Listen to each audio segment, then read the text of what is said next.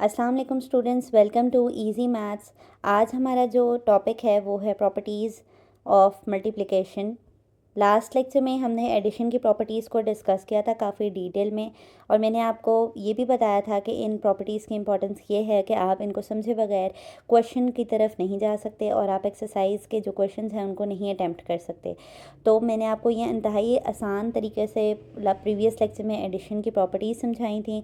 आप चाहें तो अपनी पहले इस वीडियो का लेक्चर अटेंड करें आप लोग, ताकि आपको ये वाली प्रॉपर्टीज़ समझने में आसानी हो।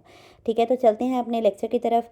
हमारे पास मैंने लास्ट लेक्चर में आपको इन स्पेशल सिंबल्स के मतलब बताए थे कि ये हमारे पास फॉर ऑल का सिंबल है और ये आपके पास बिलोंग्स टू का सिंबल है। तो हमारे पास सेम मल्टीप्लिकेशन के लिए भी उसने हमें लिमिटाइज़ किया है कि आपने जो एंट्रीज़ लेनी है, ये जो ABC की वैल्यूज़ आपने लेनी है, वो आपने सेट ऑफ रियल नंबर्स में से लेना है। और मैंने आपको बताया था कि सेट ऑफ रियल नंबर्स के अंदर हमारे पास नेचुरल नंबर्स आते हैं, होल नंबर्स आते हैं, सेट ऑफ इंटीजर्स आता है, रैशनल नंबर्स आते हैं और इरेशनल नंबर्स आते हैं। तो यहाँ पर जो एंट्रीज़ ली जाएंगी वो एग्जांपल्स में आप इनमें से कुछ भी कोई भी वैल्यू पिकअप कर सकते हैं। ठीक है, सबसे पहली प्रॉपर्टी है हमारी क्लोजर प्रॉपर्टी। क्लोजर प्रॉपर्टी के बारे में मैंने प्रीवियस लेक्चर में भी बताया था कि आपके पास आपने दो वैल्यूज़ लेनी है, A और B। ठीक है, अब क्योंकि हम मल्टीप्लिकेशन की प्रॉपर्टीज़ पढ़ रहे हैं तो हमने ऑपरेटर मल्टीप्लिकेशन का लगाना है, A और B को मल्टीप्लाई करना है। अगर आपका आंसर भी रियल नंबर आ जाए, यानी आपने नंबर्स भी रियल नंबर लिए हैं और जो आपका मल्टीप्लिकेशन के बाद आंसर आए वो भी एक रियल नंबर हो, तो आपके पास आंसर क्लोज्ड हो जाता है। और क्लोज्ड होने की वजह से हम उसे क्या बोल देते हैं, क्लोजर प्रॉपर्टी कहते हैं। ठीक है, तो यहाँ पर एक एग्जांपल डिस्कस कर लेते हैं। आपने 2 और 5 को पिक किया है रियल नंबर्स में से।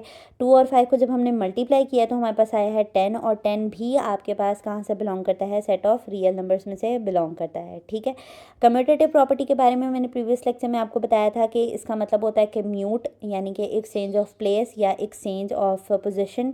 ठीक है, या एक्सचेंज ऑफ लोकेशन। तो आपने कोई से भी दो नंबर्स लेने हैं। ठीक है, उनका ताल्लुक रियल नंबर्स में से होना चाहिए और जस्ट उनकी प्लेसेस को कम्यूट करके आपने देखना है, चेंज करके देखना है। तो आपके आंसर पे अगर कोई फ़र्क ना पड़ता हो तो आपने कहना है कि ये कम्यूटेटिव प्रॉपर्टी होल्ड करता है। यानी कि यहाँ पर हम एक एग्जांपल डिस्कस करते हैं। बताया गया है कि 2 3 और 3 2, यानी कि 2 को पहले लिखा, 3 को बाद में, और फिर 3 को पहले लिखा और 2 को बाद में लिखा, तो हमारे पास आंसर में कोई फ़र्क नहीं पड़ा और ये answer left hand side right hand side बराबर आ गई। तो हम इसको कौन सी प्रॉपर्टी कहेंगे, कम्यूटेटिव प्रॉपर्टी कहेंगे। ठीक है, उसके बाद यहाँ पर हमारे पास एसोसिएटिव प्रॉपर्टी है। मैंने प्रीवियस लेक्चर में भी बताया था कि कम्यूटेटिव और एसोसिएटिव तकरीबन सेम है। आपके पास बस कम्यूटेटिव जो है वो 2 वैल्यूज़ के लिए है और जो एसोसिएटिव है वो 3 वैल्यूज़ के लिए है। ठीक है, इसमें हम ब्रैकेट्स डालते हैं ताकि हम अपने आप को स्पेसिफाई कर सकें कि 3 वैल्यूज़ में से हमने कौन सी वैल्यू को पहले सॉल्व करना है। यानी ABC अगर मैं साथ लिख दूँ तो आपको कन्फ्यूजन होगी कि हमने पहले BC को करना है या हमने AB को करना है या फिर हमने A और C को आपस में मल्टीप्लाई करना है। तो जब हम ब्रैकेट्स लगा देते हैं तो हमने अपने आप को रिस्ट्रिक्ट कर लिया होता है कि हमने BC को पहले मल्टीप्लाई करना है और AB को पहले मल्टीप्लाई करना है। तो लेकिन आंसर में कोई फ़र्क नहीं पड़ता आपके। ठीक है, तो यहाँ पर अगेन एग्जांपल देखें आप लोग। 3 5 ज़ा 15 होता है, 2 15 ज़ा 30 होता है। इसी तरह 2 3 ज़ा 6 होता है और 6 5 ज़ा भी 30 होता है। तो यानी कि associative property with respect to multiplication hold करती है रियल नंबर्स में। ठीक है, प्रीवियस लेक्चर में मैंने आपको बताया था ये जो आइडेंटिटी और इन्वर्स वाली प्रॉपर्टी होती है ना, ये एडिशन की भी बहुत ज़्यादा इंपॉर्टेंट थी हमारे पास, और इसी तरह ये मल्टीप्लिकेशन की भी बहुत ज़्यादा इंपॉर्टेंट है।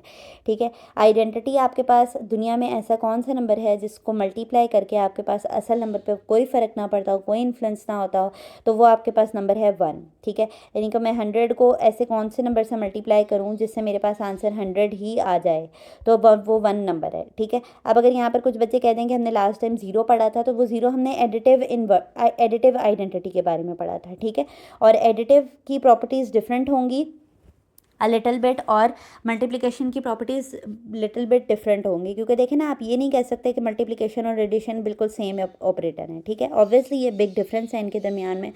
तो प्रॉपर्टीज़ के नेम भले ही सेम है लेकिन कुछ डिफरेंस है, तो वो है ऑपरेटर का डिफरेंस। ठीक है, तो यहाँ पर हमने पढ़ लिया कि अगर हम 1 को लेफ़्ट साइड से मल्टीप्लाई करवाएं या राइट साइड से मल्टीप्लाई कराएं और वो वैल्यू पे कोई इन्फ्लुएंस ना करे, तो फिर हम उसको क्या कहते हैं, मल्टीप्लिकेटिव आइडेंटिटी कहते हैं हम उसको। ठीक है, यहाँ पर एक एग्जांपल को भी डिस्कस कर लेते हैं।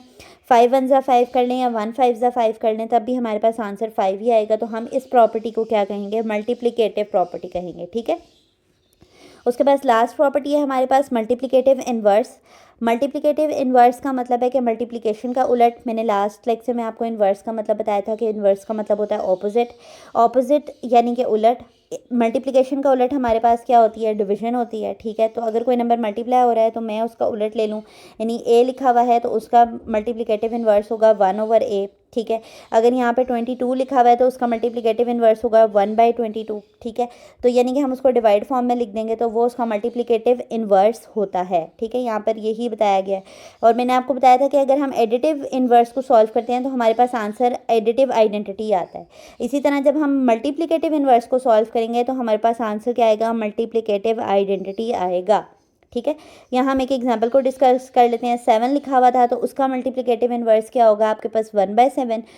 और 1/7 को आप चाहे लेफ्ट साइड से मल्टीप्लाई करवाएं या राइट साइड से मल्टीप्लाई कराएं तो आपके पास आंसर मल्टीप्लिकेटिव आइडेंटिटी ही आएगा।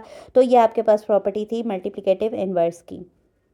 ये पांचों प्रॉपर्टीज़ हमने डिस्कस कर ली हैं। ये तकरीबन आपके पास एडिटिव प्रॉपर्टीज़ जैसी ही थी, लेकिन बात वही है कि जो ऑपरेटर है वो डिफरेंट है। यहाँ पर ऑपरेटर मल्टीप्लाई का है, यहाँ पे ऑपरेटर प्लस का है। ठीक है, यहाँ पर हमारे पास साइड पे 2 पॉइंट्स लिखे हुए हैं, हम उनको डिस्कस करेंगे और फिर अपने लेक्चर को एंडिंग की तरफ लेके जाएंगे। इंशाल्लाह नेक्स्ट में हम इनइक्वालिटीज़ की प्रॉपर्टीज़ पढ़ेंगे और ये अपनी डिस्ट्रीब्यूटिव प्रॉपर्टी को कवर करेंगे, ताकि जब हम क्वेश्चन नंबर 4 और 5 एक्सरसाइज 1.1 का डिस्कस करें तो आपको इसमें कोई भी प्रॉब्लम ना हो।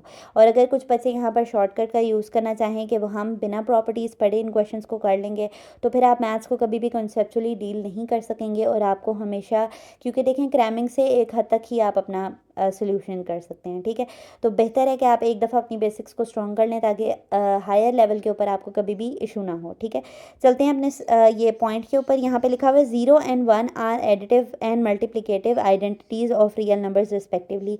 ये तो इन्फॉर्मेशन लिखी हुई थी जो हम पहले से पढ़ चुके हैं कि 0 आपके पास क्या होता है, एडिटिव आइडेंटिटी होता है, और 1 आपके पास क्या होता है, मल्टीप्लिकेटिव आइडेंटिटी होता है। और ये दोनों आइडेंटिटीज़ ट्रू कहाँ पर हैं, सिर्फ और सिर्फ ये ट्रू है रियल नंबर्स के लिए। ठीक है, इसके अलावा जो नीचे पॉइंट लिखा हुआ है उसने कहा है कि 0 बिलोंग करता है आर से। ठीक है, 0 बिलोंग करता है आर से, हैज़ नो मल्टीप्लिकेटिव इन्वर्स। 0 वो वाहिद नंबर है जिसका मल्टीप्लिकेटिव इन्वर्स एग्जिस्ट नहीं करता। बाकी दुनिया में आप कोई भी रियल नंबर ले लो उसका मल्टीप्लिकेटिव इन्वर्स एग्जिस्ट करेगा। आप कोई इंटीजर ले लो, -1 है तो इसका मल्टीप्लिकेटिव इन्वर्स क्या बनेगा, 1/-1। आप कोई नेचुरल नंबर है आप वो ले लो, यानी कि मैं 3 ले लूँ तो उसका मल्टीप्लिकेटिव इन्वर्स हमारे पास 1/3 बनेगा। लेकिन अगर होल नंबर्स की बात करूँ मैं, जैसे कि मैंने आपको पहले ही बताया था कि रियल नंबर्स में होल नंबर्स भी आते हैं, लेकिन होल नंबर की जो 0 एंट्री है, 0 का ताल्लुक आपके पास किस में से है, सेट ऑफ रियल नंबर्स में से है, तो 0 का मल्टीप्लिकेटिव इन्वर्स एग्जिस्ट नहीं करता। हम चेक करते हैं कि अगर हम लिखेंगे इसका मल्टीप्लिकेटिव इन्वर्स तो क्या बनेगा, ये 1/0 बनेगा। और 1/0 मैंने आपको बता दिया था कि एक मैथ प्रॉब्लम है, एक मैथ एरर है जिसका सोल्यूशन हम अभी तक तो नहीं निकाल सके। हायर लेवल पे इसको डिफरेंट मेथड से सॉल्व किया जाता है, लेकिन हम ऐसे सिचुएशन को अवॉइड करते हैं जिसमें डिनोमिनेटर में हमारे पास क्या आ जाए, 0 आ जाए। ठीक है, तो उसने आपको कहा है कि 0 वो वाहिद नंबर है जिसका ताल्लुक रियल नंबर्स में से तो है, पर इसका मल्टीप्लिकेटिव इन्वर्स कभी भी एग्जिस्ट नहीं करता। ठीक है, तो 0 के लिए जो है वो मल्टीप्लिकेटिव प्रॉपर्टी होल्ड नहीं करती है। ठीक है, होप आपको आज का लेक्चर समझ आया होगा। अगर आपको ये प्रॉपर्टीज़ आसानी से आज समझ आ गई हैं तो हमारे लेक्चर को प्लीज़ लाइक करें और चैनल को सब्सक्राइब करें, ताकि हम इसी तरह आपके लिए आसान तरीके से बनाई गई मैथ्स की वीडियोज़, उनकी अंडरस्टैंडिंग जो हम डेवलप कर रहे हैं और जो आपको ईजीएस्ट पॉसिबल वे में समझा रहे हैं, वो आप इसी तरह सीखते रहें। अल्लाह हाफ़िज़।